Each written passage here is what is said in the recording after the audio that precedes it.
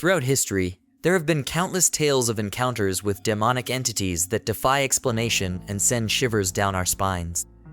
Today, we delve into 10 of the most horrific cases that have terrified people across the globe. Number 10. Anneliese Michel.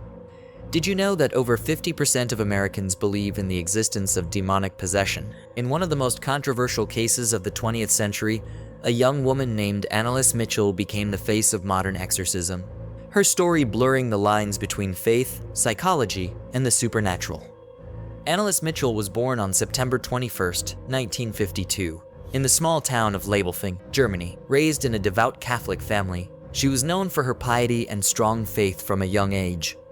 Her life was typical of a young girl in a rural German village, filled with school, church, and family gatherings.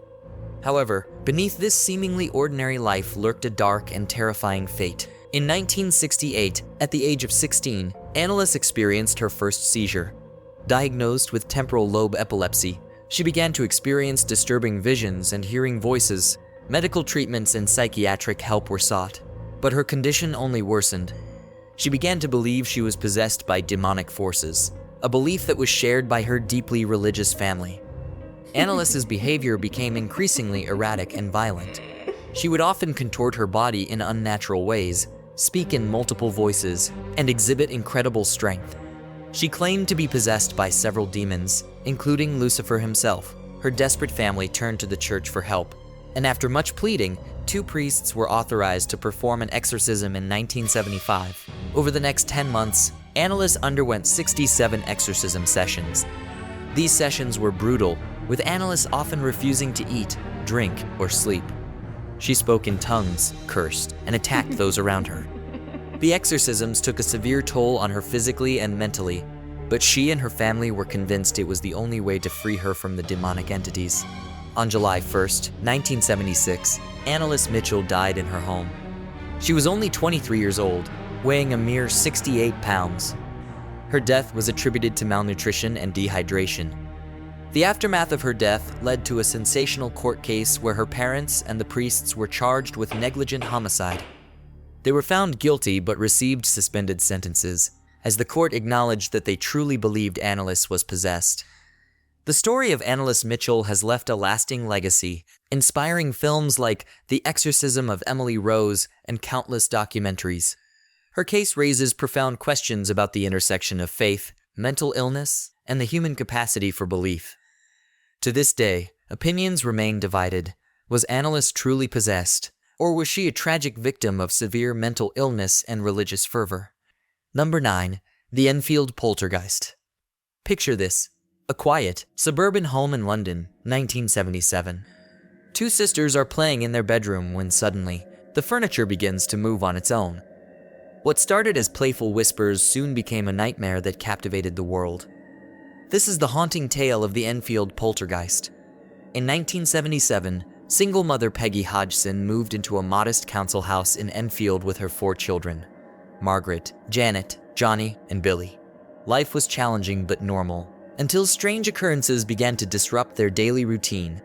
It started with small things: furniture moving on its own, strange knocking sounds, and eerie voices echoing through the house. But these were just the beginning of their nightmare. One night, Peggy heard loud noises coming from her daughter's room. Rushing in, she found a heavy chest of drawers moving by itself, blocking the door. As she tried to push it back, an invisible force seemed to resist her efforts. Terrified, Peggy sought help from her neighbors, who witnessed the bizarre events and advised her to call the police. When the officers arrived, they too saw objects moving on their own, but were unable to help beyond confirming the family's story. Enter Maurice Gross and Guy Lyon Playfair, investigators from the Society for Psychical Research. Intrigued by the reports, they set up camp in the Hodgson home, documenting the phenomena over the next 18 months.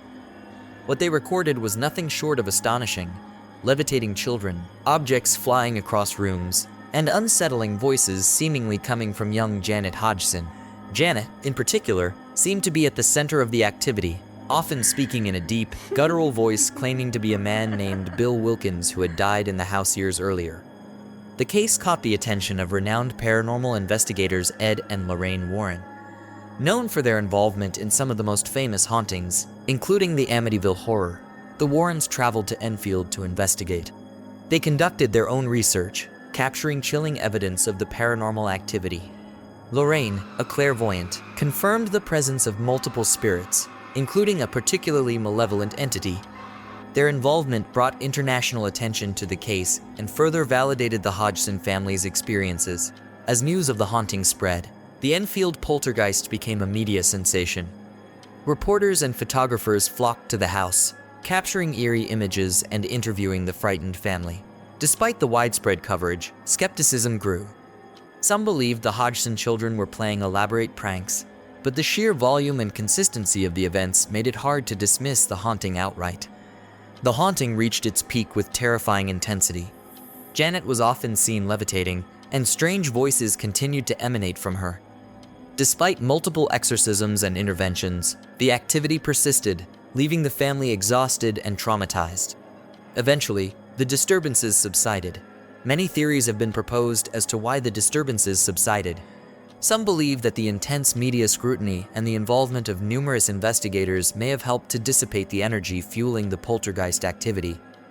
Others suggest that Janet's age and the tumultuous emotions of adolescence played a crucial role in the manifestation of the events, and as she grew older, the activity naturally decreased. Additionally, the multiple exorcisms and spiritual interventions could have had a cumulative effect, gradually weakening the hold of the entities on the household. However, the family never fully recovered from the ordeal. Janet, in later years, confirmed the events were real, maintaining her story despite continued skepticism. The case inspired the movie The Conjuring 2. Number 8. Roland Doe. In all my years of investigating the paranormal, I've never encountered anything as terrifying as the case of Roland Doe. These are the words of Father William Bodern, who performed the exorcism on a young boy whose story would inspire one of the most famous horror films of all time. This is the harrowing tale of Roland Doe. In the late 1940s, a boy known by the pseudonym Roland Doe lived a quiet life in suburban Maryland.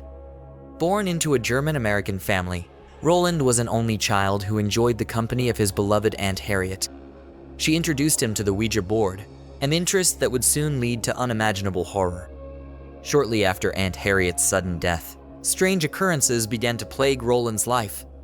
It started with scratching noises coming from the walls, objects moving by themselves, and his bed shaking violently at night.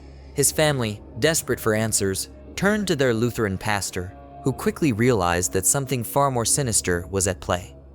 The pastor referred the family to the Catholic Church, believing a more powerful intervention was necessary.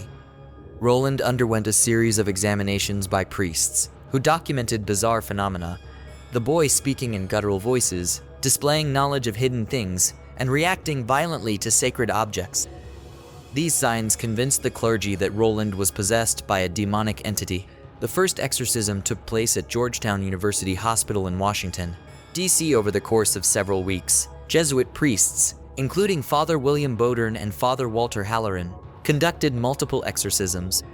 They witnessed terrifying events, Roland's body contorting unnaturally, words like hell and evil appearing on his skin, and violent outbursts that left the priests exhausted and injured. The exorcism reached its climax at the Alexian Brothers Hospital in St. Louis. After nearly a month of relentless spiritual battle, the priests finally succeeded. On April 18, 1949, Roland Doe was freed from the demonic possession. Witnesses reported a loud noise as the demon departed, leaving Roland exhausted but ultimately unharmed.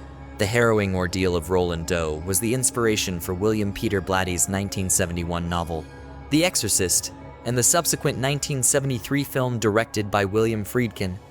The movie became a cultural phenomenon, cementing the story of Roland Doe into popular consciousness and sparking an ongoing fascination with the supernatural.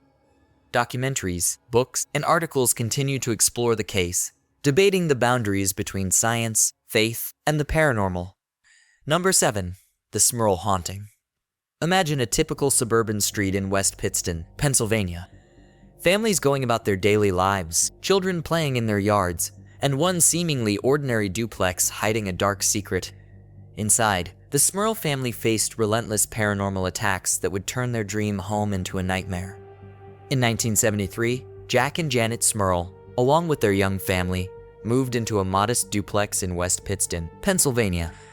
Sharing the home with Jack's parents, the Smurls looked forward to creating happy memories in their new residence, but their dream quickly turned into a nightmare. It started innocently enough with inexplicable foul odors and strange noises. Over time, the disturbances escalated. Household items levitated, appliances caught fire, and unsettling footsteps echoed through the halls. The family members also experienced disturbing physical encounters, including being touched and scratched by unseen forces. Desperate for answers, the Smurls sought help from both their church and renowned paranormal investigators Ed and Lorraine Warren. The Warrens conducted an investigation and quickly concluded that the house was plagued by a powerful demonic presence. They claimed multiple entities haunted the home, with one particularly malevolent spirit terrorizing the family. The haunting reached its peak with terrifying intensity. Jack and Janet reported being physically attacked by unseen forces, their daughters were tormented, and strange, shadowy figures lurked in the corners of their vision. Despite several attempts at exorcism and countless blessings, the paranormal activity persisted, leaving the family in a state of constant fear and distress. The Smurl haunting gained significant media attention, with reporters flocking to the home and documenting the family's plight. The case sparked widespread debate, with some believing the Smurls' story and others accusing them of fabricating the events for attention. Despite the skepticism, the Warrens stood by their findings, reinforcing the family's claims of a demonic presence. In 1989, after nearly a decade of relentless torment, the Smurls decided to move out of their West Pittston home.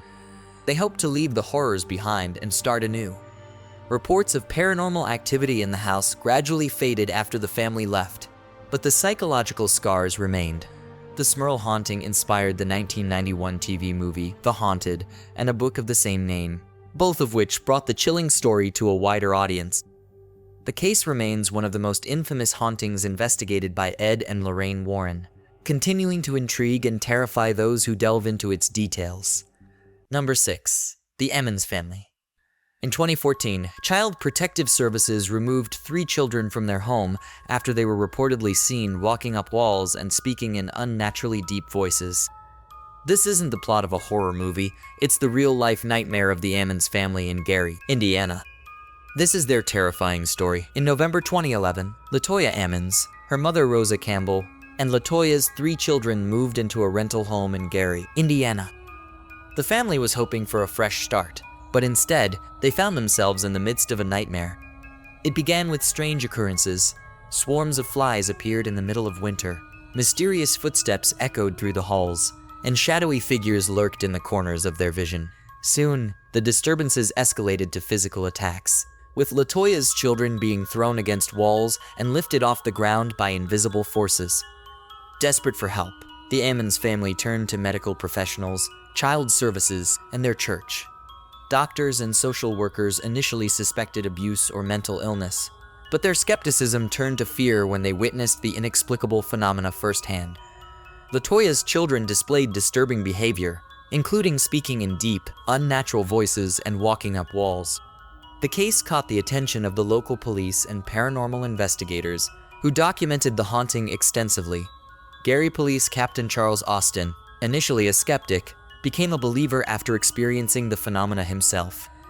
The house was subjected to multiple investigations, revealing evidence of paranormal activity and demonic presence. The family sought help from Father Michael Maginot, a Catholic priest who performed multiple exorcisms on LaToya. These exorcisms, both in English and Latin, were grueling and intense. During the sessions, LaToya convulsed, spoke in tongues, and exhibited superhuman strength. Despite the terrifying process, the exorcisms eventually seemed to provide some relief. The Ammons family case garnered significant media attention, with stories appearing in national newspapers and on television. The sensational nature of the events sparked widespread debate. However, the extensive documentation and credible witnesses made it difficult to ignore the possibility of a genuine haunting. In 2012, the Ammons family moved out of the house, seeking a fresh start away from the haunting. The new tenants reported no unusual activity, suggesting the entities had been tied to the Ammons family specifically. The house has since been demolished, But the story lives on as a chilling example of the unexplained. The case inspired the 2018 documentary Demon House, directed by Zach Bagans of Ghost Adventures. The film explores the haunting in detail, featuring interviews with the Ammons family and those involved in the investigation. Number 5. The Bell Witch Haunting. Did you know that in the early 1800s, a family in Tennessee was tormented by a vengeful spirit so malevolent that it allegedly caused a man's death? This is the only known case in American history where a ghost was held responsible for murder. In 1804, John Bell and his family settled on a farm in Ammons, Tennessee. They were a hardworking, devoutly religious family, respected in their community. But their peaceful life was shattered in 1817 when they encountered something beyond their understanding. It began with strange sounds, knocking on the walls, scratching noises, and eerie animal sightings around the property. The disturbances escalated quickly. The Bell children experienced physical attacks, their hair pulled, and their bed covers yanked away at night. The family soon realized they were dealing with a malevolent entity. The entity, which came to be known as the Bell Witch, began speaking to the family. It identified itself as Kate and expressed a particular hatred for John Bell. The spirit's voice was clear and menacing, taunting the family and threatening John's life. Neighbors and visitors also witnessed the phenomena, adding credibility to the family's claims. The haunting reached its peak with terrifying intensity. John Bell suffered from mysterious ailments, including swelling of the throat and uncontrollable twitching. Despite their best efforts, the family could not escape the witch's wrath. In December 1820, John Bell died, allegedly poisoned by the malevolent spirit. The hauntings of the Bell Witch subsided after the death of John Bell in December 1820. The spirit claimed responsibility for his death, saying it had poisoned him. After his death, the disturbances gradually lessened and eventually ceased, although the witch reportedly promised to return in 7 years, which some accounts claim she did, but with much less intensity. The Bell Witch's torment did not end with John Bell's death. The spirit continued to haunt the family for several years before finally subsiding. The story spread quickly, becoming a legend in Tennessee and beyond. The Bell Witch Cave, located on the Bell property, remains a popular tourist attraction, drawing curious visitors and paranormal enthusiasts alike. The Bell Witch haunting has inspired numerous books, movies, and documentaries. One notable film is An American Haunting, released in 2005, which dramatizes the terrifying events experienced by the Bell family. The story continues to captivate and terrify audiences, blending historical fact with supernatural legend. Whether you believe it was a genuine paranormal event or a case of mass hysteria, the story challenges our understanding of the unknown. Number 4. Clara Germana Cele. In 1906, a 16-year-old girl in South Africa suddenly began speaking multiple languages she had never learned and exhibited superhuman strength. Witnesses claimed she was possessed by a demon. This is the harrowing story of Clara Germana Cele. Clara Germana Cele was a young orphan who lived in a Catholic convent in Natal, South Africa. Born in 1890, she was baptized as an infant and raised under the care of nuns. Clara was described as a bright, yet troubled, teenager who had a strained relationship with authority. In August 1906, Clara's behavior took a drastic and alarming turn. She became violent, displaying superhuman strength and speaking in languages she had no way of knowing, including Latin, German, and French. She confessed to making a pact with the devil, which marked the beginning of her terrifying possession. Clara's possession grew more intense. Witnesses reported seeing her levitate 5 feet in the air, hissing and growling like an animal, and displaying an aversion to holy water and religious artifacts. Her cries were so disturbing that they echoed through the convent, frightening the nuns and students. The convent, desperate for help, reached out to Father Erasmus Horner and Father Mancity, who had experience in performing exorcisms. The priests arrived, ready to confront the demonic force within Clara. What they encountered was a battle of wills that tested their faith and resolve. The exorcism lasted for 2 days, filled with intense prayer and ritual. Clara's reactions were violent and terrifying. She shrieked, convulsed, and spoke in tongues, mocking the priests and threatening them. Despite the horrific scenes, the priests persisted, invoking the power of Christ to cast out the demons. On the 2nd day, after hours of relentless prayer, Clara's body finally went limp, and she let out a blood-curdling scream as the demons were expelled. She regained consciousness, exhausted but free from the torment that had gripped her. The exorcism was deemed a success, and Clara slowly began to recover. The possession of Clara Germana Cele remains one of the most documented and chilling cases of demonic possession. While there are no mainstream movies specifically about her ordeal, her story is featured in various books and documentaries on exorcism and the supernatural. Her case continues to intrigue and terrify those who study it, standing as a testament to the battle between good and evil. Number 3. The Borley Rectory Haunting. Did you know that Borley Rectory, once dubbed the most haunted house in England, stood as a beacon of supernatural terror for over a century? Its walls whispered secrets of ghostly apparitions, unexplained footsteps, and messages scrawled on walls by unseen hands. Step into the chilling history of the Borley Rectory haunting, where reality and the paranormal collided in a tale that continues to haunt the imagination. Built in 1863, Borley Rectory was a Victorian mansion located near the village of Borley in Essex. It served as the residence for various rectors and their families, with reports of strange occurrences dating back to its earliest days. Legends and local lore spoke of tragedy and restless spirits haunting its halls. In 1929, the paranormal activity at Borley Rectory intensified when the new residents, Reverend Lionel Foister and his wife Marion, reported unsettling experiences. They witnessed ghostly figures, heard phantom footsteps in empty corridors, and observed inexplicable lights that danced across the windows at night. Marion Foister also claimed to have been physically assaulted by unseen hands. The reports of paranormal activity attracted the attention of paranormal investigators Harry Price, who conducted extensive investigations at Borley Rectory between 1930 and 1939. Price's investigations involved seances, the use of mediums, and the collection of eyewitness accounts, which he compiled into 2 books that detailed the haunting. One of the most famous entities reported at Borley Rectory was the ghostly figure of a nun, said to roam the grounds. The nun was often seen in the vicinity of the rectory's remains of a former monastery. Other phenomena included disembodied voices, cold spots, and poltergeist activity that seemed to center around specific individuals. The Borley Rectory haunting came to a dramatic end in 1939 when the building was destroyed by a fire of mysterious origin. The fire consumed much of the structure, leaving behind only ruins and intensifying the mystery surrounding the haunting.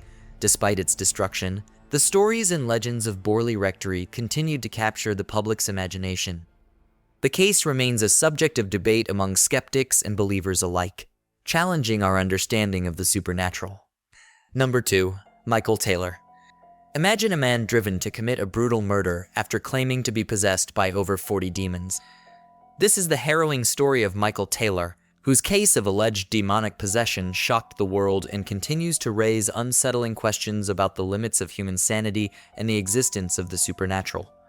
Michael Taylor was an unassuming man living in Ossett, a town known for its tranquility. He was a devout Christian and a well-regarded figure in his community, known for his involvement in local church activities. In the early 1970s, Michael became increasingly preoccupied with religious teachings and the concept of sin. His behavior grew erratic, and he became convinced that he was possessed by demons, consumed by guilt and fear of damnation. Desperate for help, Michael underwent a series of exorcisms conducted by his local church. The rituals were intense and terrifying, with Michael exhibiting superhuman strength, speaking in tongues, and displaying aversions to religious symbols and prayers. Despite the exorcism's efforts, Michael's possession worsened. On October 5, 1974, in a fit of uncontrollable rage, he brutally murdered his wife, Christine, in a frenzied attack. The murder shocked the community and garnered widespread media attention. During the trial, Michael's defense argued that he was not responsible for his actions due to demonic possession. The case sparked debates about mental illness, religious fervor, and the supernatural. Michael Taylor was eventually found guilty of manslaughter due to diminished responsibility and was committed to a psychiatric hospital. His case remains a chilling reminder of the blurred lines between faith, psychosis, and the unexplained. Michael Taylor's story has been recounted in various documentaries and books exploring the realms of possession and criminal psychology. While no mainstream films have been made specifically about his case, it continues to intrigue and unsettle those fascinated by the intersection of religion and the paranormal. Number 1. The Amityville Horror. Did you know that in Amityville, New York, a house became infamous not just for a grisly murder, but for the terrifying supernatural events that followed? What transpired within those walls would challenge the beliefs of skeptics and believers alike, shaping one of the most chilling tales in paranormal history. This is the haunting story of the Amityville Horror. The story begins with the Doe family, who moved into a large Dutch colonial house at 112 Ocean Avenue in Amityville. In 1974, Ronald Doe Jr., the eldest son, shocked the nation by brutally murdering 6 members of his family in their beds. A year later, George and Kathy Lutz, newlyweds with 3 children from previous marriages, purchased the Amityville house at a bargain price. Despite learning about the tragic history, they moved in, hoping for a fresh start. Soon after moving in, the Lutz family experienced a series of terrifying events. They heard voices, saw apparitions, and felt cold spots throughout the house. Mysterious swarms of flies plagued the rooms, despite the winter weather. The paranormal activity intensified, taking a toll on the Lutz family's mental and physical health. George woke up every night at 3:15 a.m., the time of the Doe murders, feeling compelled to check the boathouse where Ronald Doe Jr. committed the crimes. Fearing for their safety, the Lutzes sought help from renowned paranormal investigators Ed and Lorraine Warren. The Warrens conducted extensive investigations, uncovering evidence of dark forces at play and confirming the house was plagued by malevolent spirits. Just 28 days after moving in, the Lutz family fled the Amityville house, leaving behind their belongings. They claimed the house was uninhabitable due to the relentless paranormal activity and the malevolent presence that seemed intent on driving them out. The Amityville Horror spawned numerous books, films, and documentaries. Jay Anson's 1977 book, The Amityville Horror, became a bestseller, followed by a series of films that dramatized the haunting. The story continues to captivate and terrify audiences worldwide, cementing its place in popular culture. Whether you believe the events were a hoax or a genuine haunting, the story of the Lutz family challenges our understanding of the supernatural and the limits of human endurance. So, are these cases proof of demons? We may never know for sure. But one thing's for certain, they'll keep you up at night. Don't forget to subscribe to our channel and hit the notification bell so you never miss another exploration of the unexplained. We love hearing your thoughts, so leave a comment below. Have you had any experiences with the paranormal? Let us know. Until next time, stay curious and remember, the truth is often stranger than fiction.